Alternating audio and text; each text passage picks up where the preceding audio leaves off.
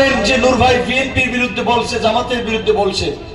BNP জামাত দুই রাজনৈতিক দলই কিন্তু আমাদের বন্ধু প্রতিম রাজনৈতিক দল, যাদের সাথে আমরা কাঁধে কাঁধ মিলিয়ে ফেসিবাদের আমলে লড়াই করেছি এবং আগামীতেও সরকার গঠন কিংবা নির্বাচন বিএনপি জামাতকে বাদ দিয়ে সম্ভব নয়। যদিও শেখ হাসিনার ছেলে সজীব ওয়াজেদ জয় বলেছে যে মানে নিজেরা তো মাইনাসে, যে দুই দলের নেতৃত্ব পরিবর্তনে বিদেশ থেকে বলা হচ্ছে। এটা হচ্ছে অনেক ওই লেস কাটা শিয়ালের গল্পের মতো, যে আমারটা তো কাটছে, এইবার তোমারটাও কাটো। লেস কাটা শিয়ালের গল্প তো জানেন।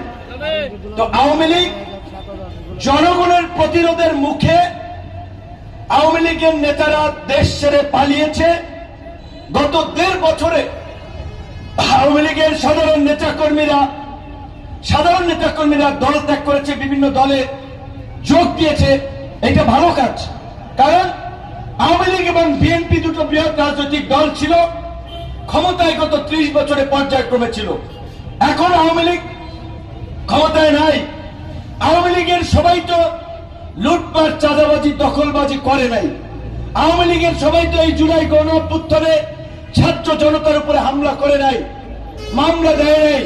যারা হামলা করেছে, মামলা দিয়েছে, লুটপাট করেছে, জনগণের উপরে জুলুম করেছে, তাদের বিরুদ্ধে মামলা হয়েছে, আরো মামলা হবে এবং বিচার হবে।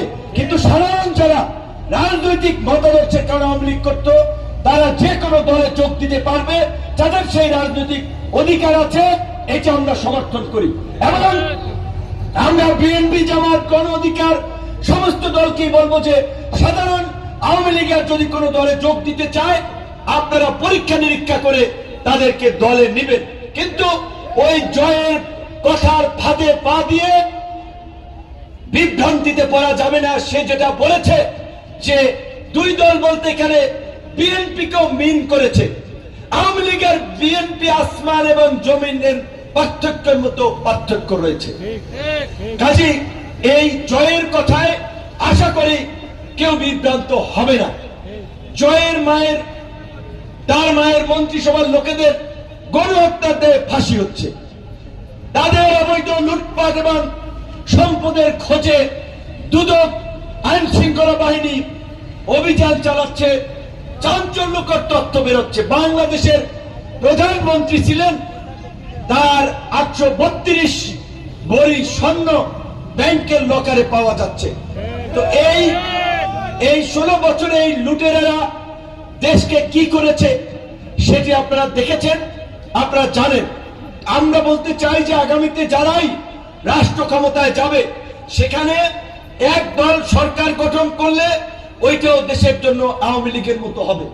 তাই সেখানে সকল দলের, আমি মনে করি, আমরা গণ অধিকার মনে করি, গণ অভ্যুত্থানের অংশীজনদের পার্লামেন্টে থাকতে হবে। সবাই মিলে যেভাবে আন্দোলন করেছি সেইভাবেই সংসদে আলাপ আলোচনার মাধ্যমে আগামী রাষ্ট্র বিনির্মাণ করব। গণ অধিকার পরিষদ 300 আসনে প্রার্থী দিল, 300 আসনে জিততে পারবে না, এটা আমরা জানি। তাই আমরা এই যাত্রাবাড়ি, এইখানে কোনো এক এলাকার মানুষ নয়, ডেমরাতে এক এলাকার মানুষ নয়, সারা বাংলাদেশের মানুষ এই অঞ্চলগুলোতে আছে। শহরের মানুষ সচেতন। তাই আপনাদের প্রতি আমরা আহ্বান জানাবো, এই ডেমরা যাত্রাবাড়ি অঞ্চল থেকে আপনাদের কাছে আমরা গণ অধিকার পরিষদ চাক মার্কায় আন্তরিকভাবে সমর্থন এবং সহযোগিতা চাই, যেন এই যাত্রাবাড়ি 5 থেকে অন্য জায়গা থেকে অন্য অনেক দলের নেতারা যাবে, আমরাও সহযোগিতা করব।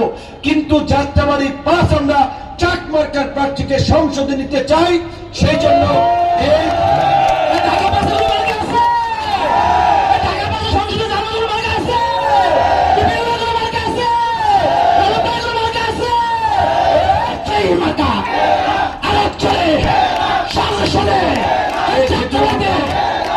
যাবো 2-1 মিনিটে শেষ করে ফেলতে হবে। যেটা বলছিলাম যে যাত্রাবাড়ির পাশে আপনারা বিভিন্ন অঞ্চল, নোয়াখালী, রংপুর, দিনাজপুর, ঢাকা সব অঞ্চলের মানুষ চাক মার্কা প্রার্থী ইব্রাহিম রৌনক ভাইকে সমর্থন করবেন। আমাদের একটা অনুরোধ, একটা দাবি রইল। সর্বশেষ কথা বলতে চাই, নির্বাচনে টাকার খেলা। এটা বাংলাদেশের নির্বাচনে দীর্ঘদিন ধরে চলে আসছে। আমরা চেয়েছিলাম গণঅভ্যুত্থান পরবর্তী নির্বাচনী ব্যবস্থার সংস্কার আনার মধ্যে দিয়ে এই টাকার খেলা আমরা বন্ধ করব, কিন্তু আমাদের দুর্ভাগ্য আমরা সেটা পারি নাই। আচ্ছা, তো আগামীতে যেন ওই কালো টাকার আধিপত্য বিস্তারকারী লোকেরাই যেন এমপি হয়ে চাঁদাবাজি ধান্দাবাজি করে মানুষের উপর জুলুম না করতে পারে, সেই বিষয়ে আশা করি আপনারা একটা সঠিক সিদ্ধান্ত নেবেন। আপনাদের সকলকে ধন্যবাদ জানিয়ে শেষ করছি। আসসালামু আলাইকুম।